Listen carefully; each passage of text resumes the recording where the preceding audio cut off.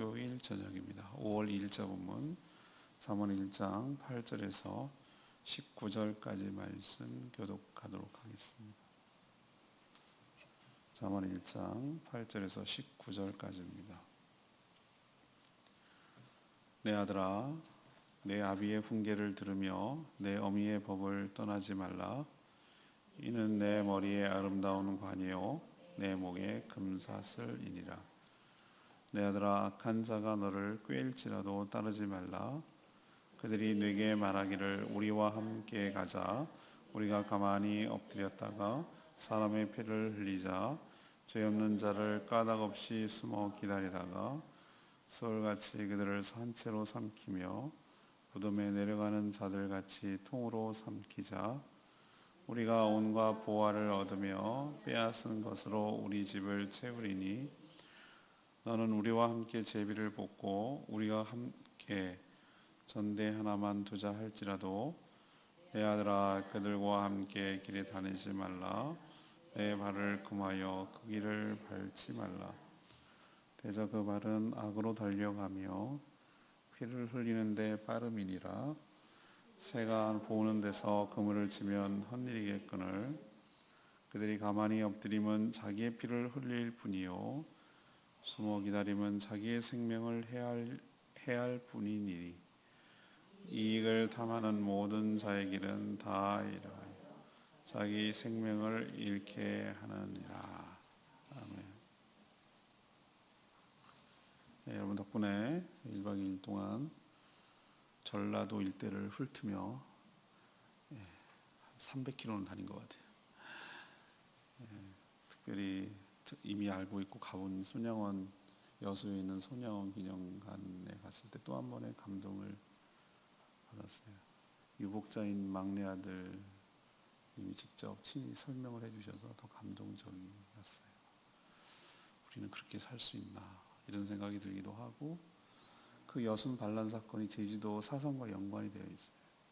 사상 진압군으로 파견하려고 하는 것을 거부하고 반란을 일으킨 것이 여순 반란 사건인데, 그 가운데 두 아들이 죽은 묘지를 갔는데 참 기분이 묘하더라고요. 나는 이렇게 갈 수 있을까 이런 생각도 들었고요. 또 김제 금산교회, 기억자교회라고 알려진 거기 갔을 때 거기에 있는 장로님과 그 목사님의 관계, 종과 주인의 관계에서 뛰어넘어서 목회자와 이 장로의 관계에 아름다운 스토리가 있는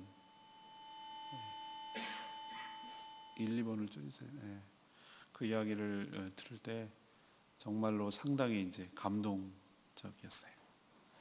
그래서 전라도가 참 아름다운 땅이고 복음이 가장 먼저 들어가고 또 활발하게 선교사들이 움직인 땅이라는 것을 또 한번 확인하고 참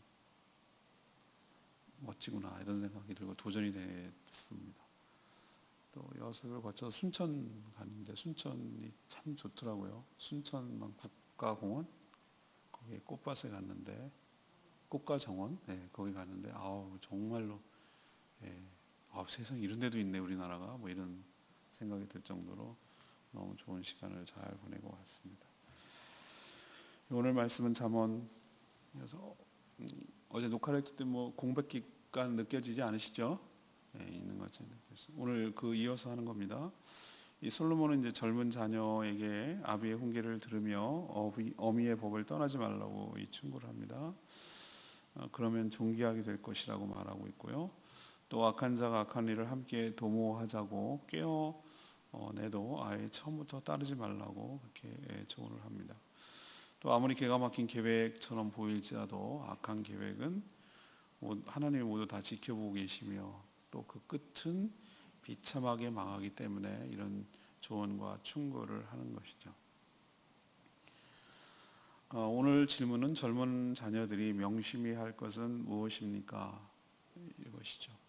여러분 항상 그 성경은 이중적인 언어가 담겨 있어요. 그 속뜻과 겉뜻이 있거든요. 1차적인 것은 나이 많은 부모 세대가 이제 막 배워가는 젊은 세대에게 주는 충고예요. 그게 맞기는 맞아요. 1차적으로는 그래요. 근데 우리는 어른인 것처럼 살아요. 우리는 어른인 것처럼 하고 사는데, 오늘도 이제는 은퇴를 얼마 앞두신 목사님들 쭉 같이 동행하면서 다니면서 많이 배워요. 제가 목회를 어떻게 해야 되고 어떤 것이 더 귀하고 뭐 이런 것을 배웠는데, 그분들의 삶에 지혜가 있는데 이런 얘기를 하셔요. 늘 아직도 잘 모르겠다. 아직도 더 은퇴 앞두고 있는데 기가 막히잖아요. 그쪽 가면 뭐 좀 알아야 돼. 뭐 잡히는 게 있어야지. 네, 그래요. 근데 저는 여기서 1차적으로는 젊은 자녀들에게 명심해야 할 것은 무엇입니까? 라고 질문을 했는데, 나이가 많으나 젊으나 우리는 하나님 앞에서 젊은 어린아이인 줄로 압니다. 그런 의미에서 이 얘기는 곧 어린아이 같은 자녀인 우리들에게 하나님께서 들려주신, 아비와 같은 하나님께서 들려주시는 조언이고 충고고 애정어린 그런 훈계이기도 하고, 그렇게 2차적으로 언어로 받으면 우리에게 상당한 유익이 있고 은혜가 있을 줄로 믿습니다. 잠언을 읽을 때 그렇게 좀 해석했으면 좋겠어요. 이거는 우리를 향한 하나님 아버지의 애정어린 조언이다, 이렇게 생각하면 더 은혜가 될 줄로 압니다. 자, 일단 젊은 자녀들이 명심해야 할 것은 무엇입니까? 첫 번째로 8절 9절 말씀처럼 부모의 훈계를 듣고 순종하면 존귀하게 될 줄로 믿습니다. 우리가 어제 직전에 했던 7절 말씀이 잠언에서 굉장히 유명한 말씀, 근간을 이루는 말씀이라고 그랬죠. 7절이 어떻게 시작합니까? 여호와를 경외하는 것이 지식의 근본이거늘 미련한 자는 제 영기를 멸시하느니라. 보이지 않는 하나님을 경외하지 않는 자가 보이는 부모를, 권위를 존중할 리가 없어요. 보이는 부모의 권위를 존중하고 그 권위에 순종하는 자가 보이지 않는 하나님의 권위도 순종할 가능성이 커요. 그 최종적인 권위, 그 아버지 되심은 결국 하나님으로부터 오는 것이거든요. 그 출처와 근원이, 인간의 근원이 하나님께로 오기 때문에 1차적으로 보이는 아버지에게 순종하지 않는, 부모에게 거역하는 자가 하나님께 순종할 리가 없어요. 그래서 부모에게 순종하라고 하는 거예요. 그래서 어려서 가정에서 부모의 권위 아래 두고 훈련을 받고 커가도록 하는 하나님의 장치와 배려가 궁극적으로는 최종적인 하나님 아버지께 순종하기 위한 하나님의 그런 배려예요. 훈련이기도 하고요. 하나님은 어려서부터 부모에게 순종하라고 한 것은 그 권위에 순종하는 것을 배워서 진정한 부모가 되시는 하나님의 권위에 순종하는 법을 어려서부터 가르치기 위한 것입니다. 그래서 하나님은 사람을 양육하기 위해서 가정에서 태어나게 하시고 그에게 부모를 주셨어요. 부모를 통해서 태어나도록 하셨어요. 다른 사람은 자신의 이해관계에 따라서 말하기도 하고 자기의 유불리에 따라서 상대를 이용하기도 합니다. 겉으로는 상대를 엄청 위하는 것처럼 보이지만 사실은 이렇게 했을 때 내가 유리한가 불리한가, 나에게 좋은가 해로운가, 이런 것 갖고 판단하고 얘기를 해요. 그렇지 않은 경우도 물론 있지만, 그런데 부모는 그렇지 않아요. 부모는 그렇지 않다. 물론 우둔하고 부모가 어리석어서 자녀에게 잘못 조언하는 경우는 있지만 그 마음의 중심은 정말 제대로 된 부모, 정말 부모라고 한다면 정말 자녀가 잘 되기를 바라는 마음에서 아무런 조건 없이 사랑하기 때문에 조언하고 사랑하기 때문에 훈계를 하는 것이에요. 이게 부모의 마음이에요. 여러분도 다 그러시죠, 그죠? 자녀가 잘 되기를 바라면서 하는 거예요. 그래서 자녀들이, 자식이 그 아비의 훈계, 오늘 8절에 내 아들아 라고 말하는 것은 자꾸 여기서 다음에도 또 얘기했지만 아들아 그렇게 말하는 것은 son의 개념이 아니라 daughter의, 그거는 이런 개념이 아니에요. 그냥 여기서는 아들아 라고 말하는 건 자녀들을 통칭할 때 그냥 쓰는 말이에요. 그러니까 여러분 요즘 많이 좋아졌어요. 여성들이 여자들도 상위 시대가 됐잖아요. 옛날엔 성경적으로 하면 사람 취급도 안 했어요. 아들아 그랬지 딸들아 뭐 이런 표현 없었어요. 그래서 아들아 라고 말할 때 우리 어떻게 받아야 된다고? 자녀들아. 또 확대해서 가면 하나님의 자녀인 우리들에게 하는 말이야. 뭐라고 하십니까? 너는 아비의 훈계와 어미의 법을 따라 뭐하라? 순종하라는 거예요. 순종하라. 어미에 따라 떠나지 마라. 그 안에 있어라. 그 안에 머물러라. 그 말씀대로 따라가라. 그렇게 되면 그 결과를 약속하고 있어요. Because 그것은 그렇게 하면 그 안에 머물러 있으면 너의 머리에 뭐가 될 것이다? 아름다운 관이 될 것이고, 또 하나 네 목에 금사슬이 될 것이다. 이 두 가지 메타포 은유는 뭘 말합니까? 관은 뭐죠? 영광스럽고 존귀하게 되는 것. 금사슬은 뭐죠? 옛날 기억합니까? 이집트의 왕자, 금사슬을 했죠. 권위의 상징이죠. 총리가 됐을 때 금사슬을 줬거든요. 그러니까 아비야의 훈계와 어미의 법을 따라 순종할 때 머리에 아름다운 관과 목에 금사슬을 얻는데, 그 얘기는 바로 존귀한 인생으로 살아간다는 뜻인 줄로 압니다. 자, 그럼 이것을 우리에게 적용하면 영적 부모이신 아비이신 하나님 아버지의 뜻에 우리가 온전히 그 자녀로서 순종하고 그 법에서 떠나지 아니할 때, 그 훈계를 들을 때, 훈계를 말씀으로 바꿉시다. 하나님의 말씀을 듣고 그 법에서 떠나지 않을 때, 그 안에서 살아갈 때 여러분의 인생이 존귀하게 될 줄로 믿습니다. 세상 사람들은 자기 뜻대로 안 된다는 걸 자기들도 알아요.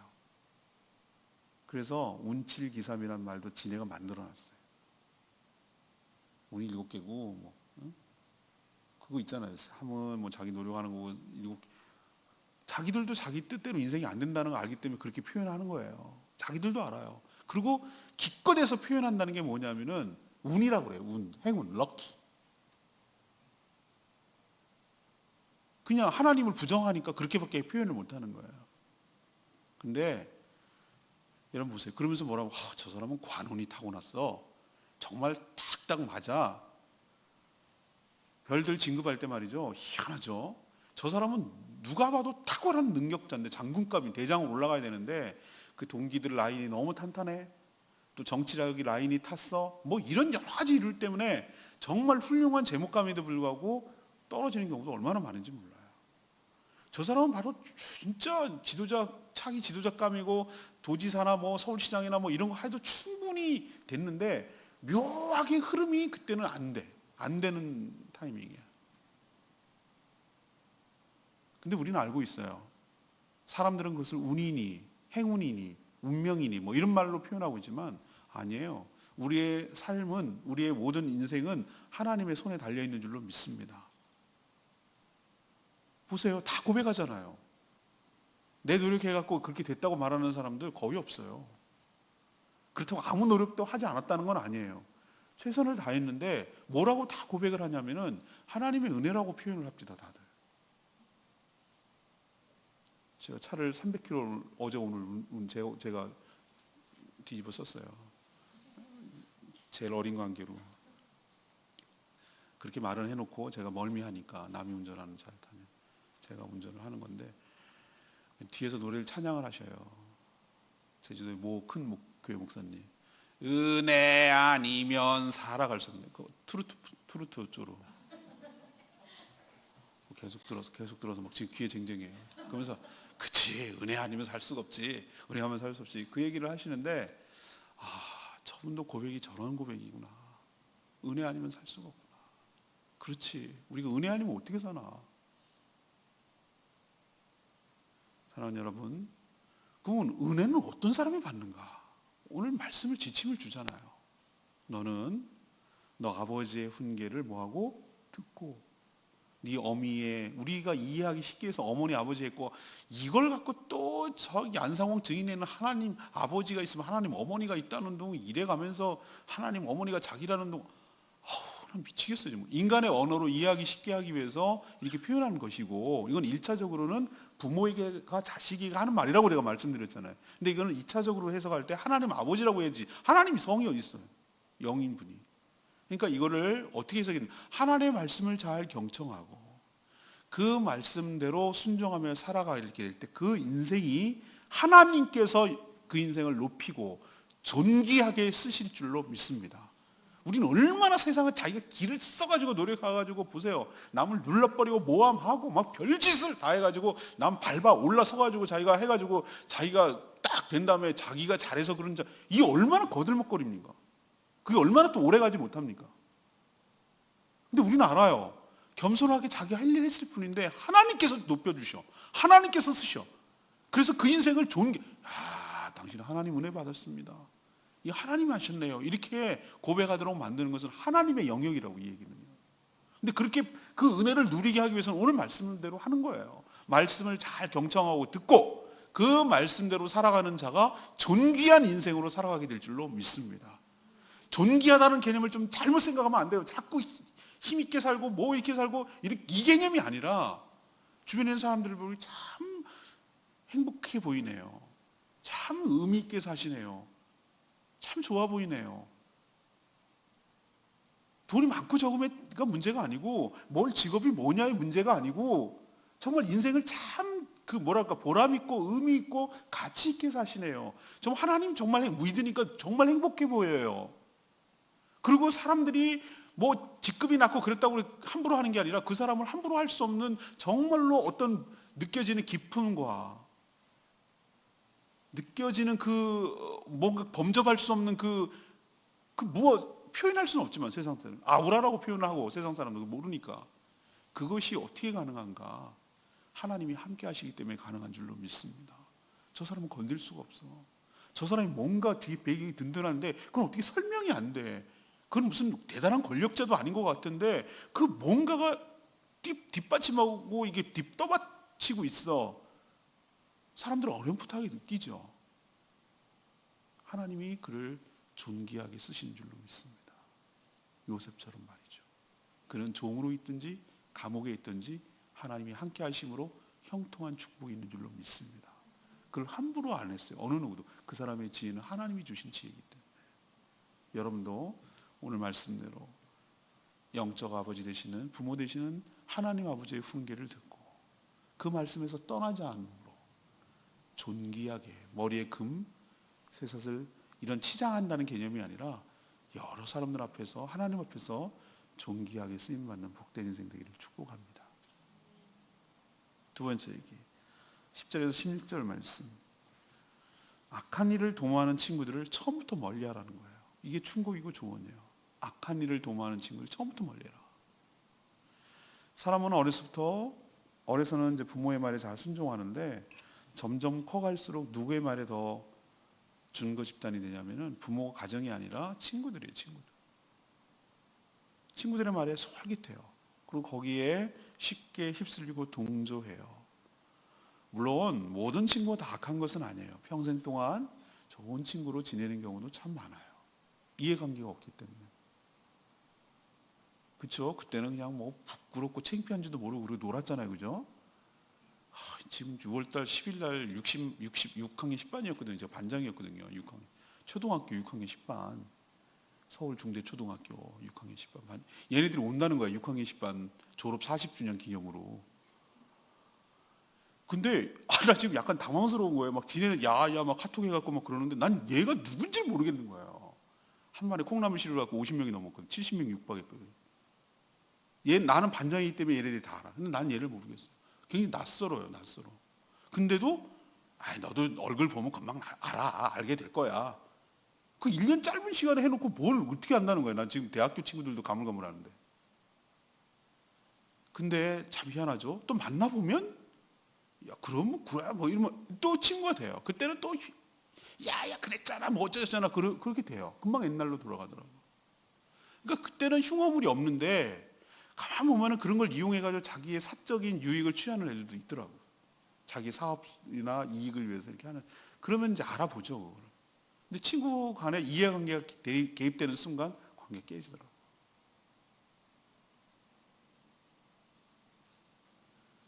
얼핏 보면요.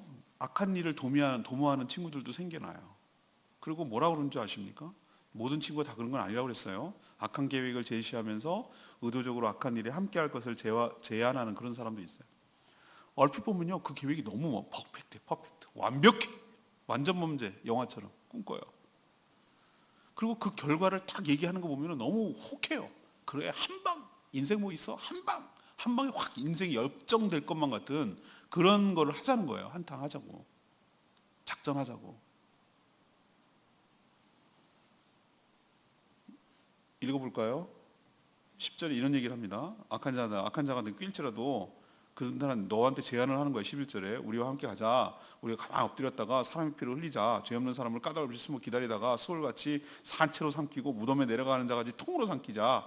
보아 없고 빼앗은 것을 우리가 집을 채우겠는데 우리가 제비 뽑아가지고 우리 똑같이 나눠 갖자. 전대 하나만 두자. 따로 딴 주머니 차지 말자. 오케이?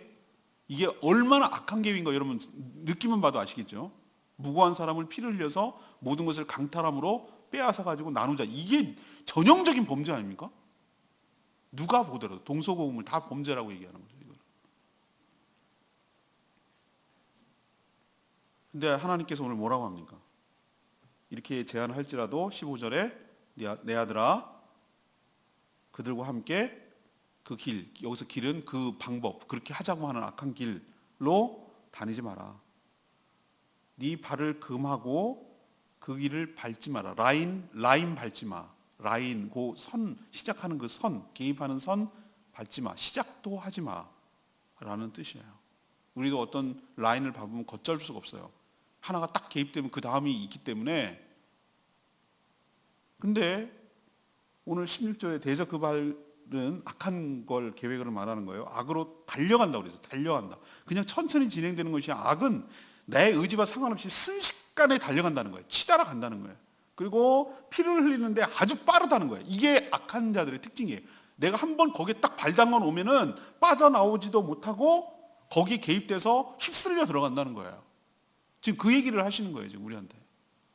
그러니까 어떻게 하라는 겁니까? 개입하지 말라고. 시작할 때부터 아예 상관하지 말라고. 달콤해 보여도 완전 범죄처럼 보여도 아예 악한 것은 시작도 하지 말라고. 헤어날 수가 없고 빠지기 시작하면 이미 늦는 경우가 많다는 거예요. 아무리 친하다고 해도 그 유혹이 제한이 강렬하다고 해도 시작 단계에서 단호에 끊어야 된다는 거예요. 그러자면 휩쓸려서 내가 걷잡을 수 없어 내 감당이 안 되고 함께 멸망한 길로 간다는 거예요. 그런 친구들은 관계 끊으라고. 그냥 친구란 이름 아래 바운더리를 두지 말라고. 내 인생을 망치는 사람이에요. 특별히 다른 사람을 해치면서 이익을 얻으려는 계획은 어떤 명분으로도 즉각 피해야 됩니다. 저는 이런 생각이 듭니다. 내가 정직하게 땀을 흘려서 벌지 않은 돈이라면 이렇게 생각해야 돼요. 그 돈은 재화는 한정되어 있는데 내가 땀 흘리지 않고 어디서 수익이 생겼다. 그러면 누군가는 피눈물 나게 그것을 손해를 본다는 것을 의미하는 것이에요. 세상에 그렇지 않습니까? 그러니까 내가 정직하게 내 정말 시간과 에너지와 땀을 들여서 하지 않는서 생기는 이익들에 대해서는 조심해야 된다. 더 액수가 크고 더 쉽게 벌려고 하면 할수록 당하는 거예요. 대부분의 사기가 그런 거 아닙니까? 저도 몇 차례 사기를 당한 케이스가 있는데 제가 한결같이 똑같은 결론을 내렸어요. 혹해요. 일확천금을 노리게 만들고 너무 쉽게 돈 벌려고 하고 이익이 극대화되는 것처럼 보여요. 평상시보다. 그럼 모든 사람들이 그게 정상적이고 그게 옳다고 생각했으면 하지 왜 나한테까지 찾아왔겠냐. 100% 사기입니다. 안 당하지. 얘기했잖아요. 한 번 당하는 건 네가 어리석으로 그러는데 두 번 당하는 네가 바보라고. 얼마 전에 전화 왔어요. 목사님이시죠? 자녀들이 중고등학생이 있나요? 왜요? 예, 좋은 학습 프로그램이 있어서요. 3년 전에 내가 당했어. 우리 애들 다 컸거든요. 네? 사기잖아요. 그래서 내가 모르는 번호 올 때 두려워요. 모르는 번호. 그냥 뜰 때. 세상이 그렇게 됐어. 일확천금을 노리는 거, 그리고 범죄라고 생각하는데 개입하는 거, 여러분 단호하게 관여하지 마십시오. 하나님은 그런 식으로 여러분에게 축복하지 않습니다. 그리고 좀 이따도 얘기하겠지만 성공하지 못합니다. 초기 단계에서부터 악한 계획에 혹하지도 말고 개입하지도 말고 관여하지도 말고 하지 마세요. 일단 발들여 놓으면 순식간에 내가 빠져나오지 못할 정도로 휩쓸려서 망하는 길로 가는 거예요. 그래서 오늘 영적 아버지께서 얘기하시잖아요. 악한 일에 그런 친구들의 제안에 도모하지 마라. 그런 친구들을 멀리해라 라고 얘기하는 거예요. 여러분도 하나님 아버지의 음성을 들으시고 악한 계획에 시작하지 말고, 도모하지 말고, 함께하지 말고, 제안을 거부하고, 아예 말도 섞지 말고, 시작도 하지 말고, 그런 식으로 그걸 기대도 하지 말고, 꿈꾸지도 말고, 그게 현명하게 살아가는 길인 줄로 믿습니다. 있는 걸 족한주하시고 하나님 주신 것에 감사하시고, 그렇게 살면 하나님께서 은혜를 베풀어 주실 줄 믿습니다. 마지막 세 번째는 뭐예요? 17, 19절. 악한 계획은 반드시 실패하며 비참하게 끝난다는 거예요. 가끔 영화에서 완전 범죄가 성공하는 것처럼 말을 합니다. 뭐 몰디브 가서 뭘 한 잔 먹고 뭐 이런 식으로 하는 거, 그건 영화예요, 영화. 나는 그게 왜 사람들이 이렇게 많이 보나 했더니 이유는 딱 한 가지예요. 그걸 꿈꾸거든. 이 악한 계획들을 사람들이 굉장히 많이 꿈꾼다는 거예요. 그런 한탕식의 것들을, 그걸 사업이니 작전이니 거창하게 사업 계획이라고 말했는데 다 사기고 다 범죄 행위를 갖다 포장하는 거예요. 그건. 현실에서는 그럴 수 있어요. 그렇지만 하나님 앞에서는 그게 불가능해요. 불꽃 같은 눈으로 우리의 일거수일투족을 다 하시고 우리의 마음의 악한 동기까지 간파하고 계시는 거예요. 그래서 17절에 뭐라고 그랬어요? 솔로몬은, 그 잠언을 쓴 솔로몬은 이렇게 얘기해요. 새가 지켜보는 가운데 새를 잡으려고 그물을 치면, 옛날에 새를 어떻게 사냥했냐면은, 이건 옛날 사냥법이거든요. 요즘 우리 새 잡을 때 어떻게 합니까? 총 쏘면 되지. 근데 옛날에 총이 어디 있겠어? 화살 쏘면 되지. 화살도 없을 때 어떡할 거야? 그물을 했다고. 그물. 투명 그물 있잖아요. 투명 그물. 그물 갖다가 이렇게 하고 장대에다가 새가 이게 막 날아갈 때 이렇게 쫙 피면은 이 투명해가지고 얘가 딱 날개가 걸려갖고 이렇게 잡았단 말이에요. 원시적이죠? 근데 그렇게 잡았어요. 저는 옛날에 시골에 살 때 참새 어떻게 잡았는지, 참새를 바구니에다가 이렇게 끈을 갖다가 이렇게 매. 바구니에다가 이렇게 고여. 그 다음에 끈을 이렇게 매. 거기다 바구니 밑에다가 쌀 같은 거 해놔. 그리고 이렇게 숨어 있어. 그 참새들이 가가지고 거기서 콕콕콕 쪼아먹고 이렇게 탁 빼. 그러면 탁 해가지고, 그런 거 안 해보셨나요? 죄송합니다. 저는 아주 그렇게 했단 말이에요. 근데 오늘 이 17절의 표현대로 하면 어떻게 되는 거죠? 새가 뻔히 보는데 이 바보가 거기다가 그물을 갖다 놓고 이러면, 아무리 새 머리라고 놀려도, 새 머리라고 안 하지, 새 뭐라고 해도, 아니 그걸 뻔히 보는데 그런 넘어가는 바보가 어디 있겠냐 말이에요. 안 통한다. 새한테도 안 통한다. 그런 악한 계획은, 이렇게 그물해 갖고 하는 거는. 그런데 하물며 이 얘기를 왜 하는 것입니까? 하나님한테 그게 통하겠냐? 이 얘기예요. 하나님한테 통하겠냐? 새한테도 안 통하는데. 이 얘기는 하나님께서 다 지켜보고 계시니 니네들이 그 가운데 행하는 어떤 악한 계획도 다 헛것이 될 거라는 얘기를 하려고 하는 거예요. 특히 이유 없이 다른 사람의 생명을 해치고 재산을 가로채려는 행위는 반드시 대가를 따른다는 거예요. 대가를 치를 것이다. 하나님이 그 계획 자체를 무산시키며 또 강행한다 할지라도 실패하게 할 것이고, 성공한 것처럼 보여도, 완전 범죄로 꿈꿔도 하나님의 심판으로 18절에 자기의 생명을 뭐 할 것이다? 잃게 될 것이다. 그러니 하나님이 주신 것에 감사하며 늘 은혜를 구해야 하고, 남의 것을 강제로 가르치는 악행은 파멸로 끝나니까 당장 그쳐야 할 줄로 압니다. 그래서 19절에 오늘 결론이죠. 이익을 탐하는, 그러니까 불로소득, 쉽게 돈 벌려고 하는, 이익을 탐하는 모든 자의 길은, 모든 자라고 했어요. 다 이러하니, 그 위에 거죠.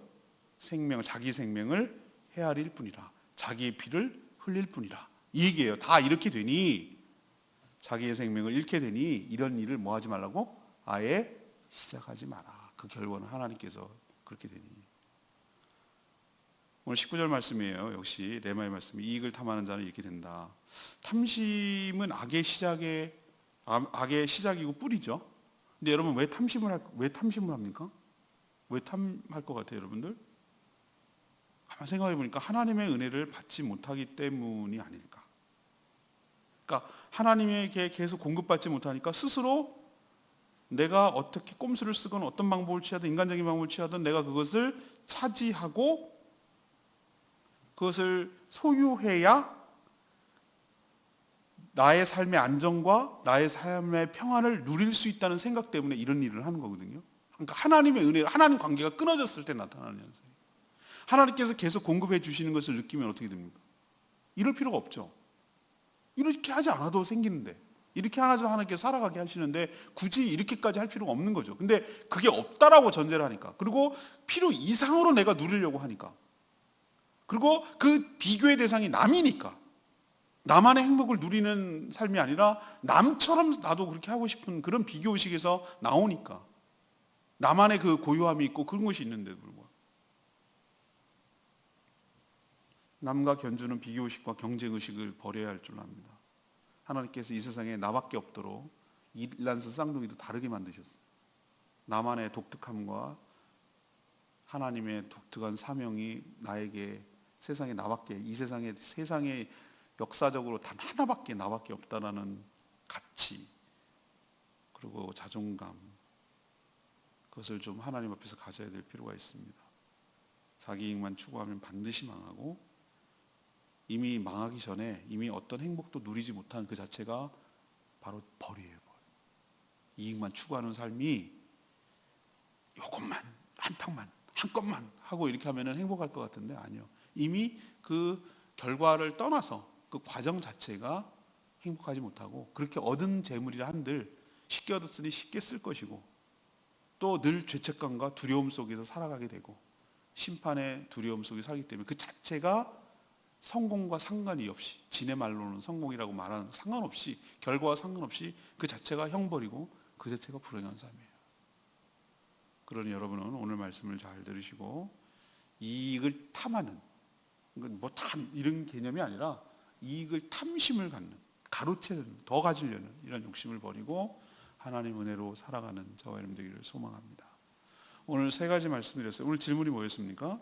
젊은 자녀들이 명심해야 할 것은 뭡니까? 자녀들이. 그러면은 이걸 그렇게 하면은 이제 젊은 애들이 이뤄야 된다는 얘기고, 그러면 또 영적으로 보면은 하나님의 자녀인 우리가 그럼 하나님 앞에서 어떻게 살아야 됩니까? 이 얘기도 된다고 그랬죠. 첫 번째는 어떻게 돼요? 부모의 훈계를 듣고 순종하면은 존귀하게 된다는 걸 명심해라. 아비의 법, 어미의 훈계를 떠나지 말고 그걸 들으면 금멸관, 금사슬을 할 거예요. 존귀한 인생을 살게 될 것이다. 여러분 하나님 말씀을 경청하고 그 말씀 안에 살아가는 저와 여러분 되기를 소망합니다. 그러면 존귀한 인생 살 거예요. 존귀해지려고 애쓰지 마세요. 하나님 말씀대로 살면 존귀한 인생이 될 줄로 믿습니다. 저도 주의 일을 열심히 하면 하나님께서 존귀하게 해주시더라고요. 주의 일을 열심히 하면 하나님께서 때가 되면 쓰세요. 때가 되면 존귀하게 쓰세요. 때가 되면 알아주세요. 내가 막 길을 쓸 필요 없어요. 겸손하게 그 가운데 머물러 있으면 하나님께서 그 인생을 가치 있게 하신다고. 하나님이 여러분 인생을 가치 있게 하셔야 그게 진짜지, 내 스스로 가치 있게 한다고 그게 가치 있게 되는 게 아니에요. 두 번째 얘기는 악한 일을 도모하는 친구들을 처음부터 뭐하라? 멀리하라. 시작도 하지 마라. 시작도 하지 마라. 개입되는 순간 내 의지와 상관없이 휩쓸려서 내 인생 정말 엉망된다. 마지막 세 번째는 뭐예요? 악한 계획은 반드시 뭐한다? 실패한다. 그리고 비참하게 끝난다. 하나님이 알고 계시다. 탐심 버리고 자족하고 감사할 줄 알고 나눌 줄 알고, 그러면 하나님께서 샘물을 주셔서 채워주시고 은혜를 부어주실 줄로 믿습니다. 오늘 말씀 붙들고 기도하기 전에 우리 497장 보고 기도하는 시간 갖겠습니다.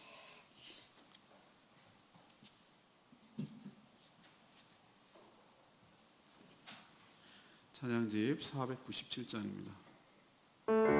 내가 어둠 속에서 헤맬 때도 주님은 나와 함께 계셔. 네, 우리가 하나님 손을 떠나 살 수 없습니다. 497장입니다. 내가 어둠 속에서 헤맬 때에도 주님은 함께 계셔. 내가 시험하여 괴로울 때도 주님은 함께 계셔. 기뻐 찬양하네 할렐루야.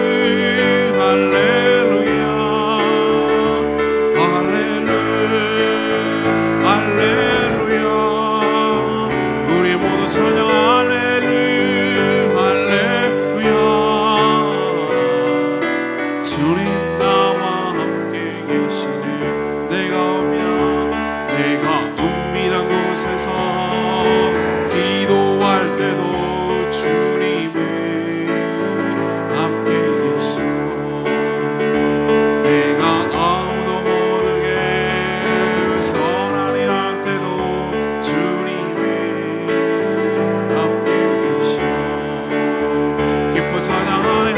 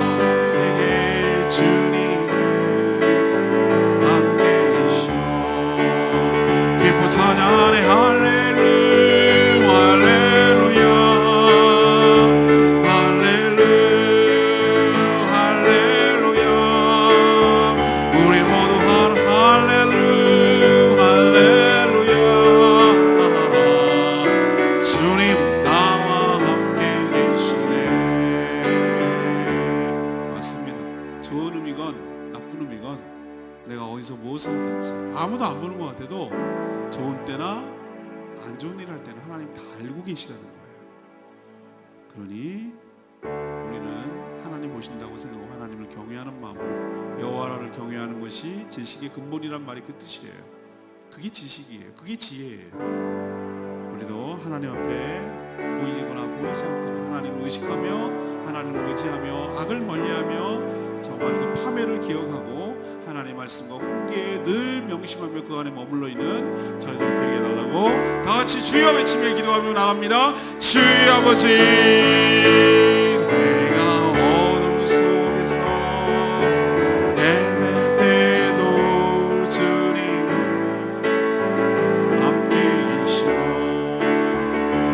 내가 시험 당하여 외로울 때도 주님은 함께 계시고, 기뻐 찬양하네. 할렐루야 할렐루야 할렐루야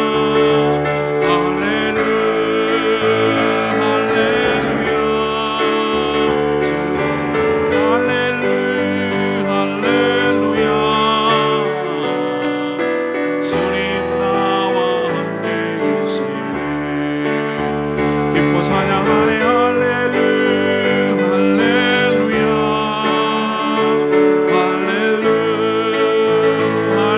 할렐루야 우리 모두 찬양. 할렐루야 할렐루야 주님 나와 함께 계시네. 하나님, 저희 자녀들이 부모를 귀하게 여기며 그래서 부모의 훈계를 들은 자녀들 되게 하여 주시옵소서. 그래서 부모의 기도와 바람대로 존귀한 자로 살게 하여 주시옵소서. 그 전에 영적 부모이신 아버지 하나님 말씀에 자녀인 우리가 모두 순종함으로 존귀한 인생이 되도록 축복하여 주시옵소서. 아무리 악한 자들이 강력한 유혹으로 다가온다고 하더라도 악한 계획을 제안하는 자들과 멀리하게 하여 주시고, 시작부터 하지 않게 하여 주시고, 근처도 가지 않게 하여 주시옵소서. 악한 계획을 하나님께서 이미 다 알고 계시고 그 동기와 그 상황까지 다 간파하고 계심을 알고, 무엇보다 그 끝은 비참한 파멸로 끝나는 것을 우리가 깨닫게 하여 주시옵소서. 하나님을 경외하는 마음으로 주의 음성을 듣고 순종함으로 살 길을 찾게 하여 주시옵소서. 오늘 하루도 은혜 가운데 살았음을 고백합니다. 은혜 없이는 살아갈 수 없는 저희들, 주의 은혜를 사모하며 주의 은혜 가운데 살아가게 하여 주시옵소서. 오늘도 하나님께 간구하고 기도할 때 응답하여 주시기를 원하옵고 예수 그리스도의 이름으로 축복하며 기도합니다.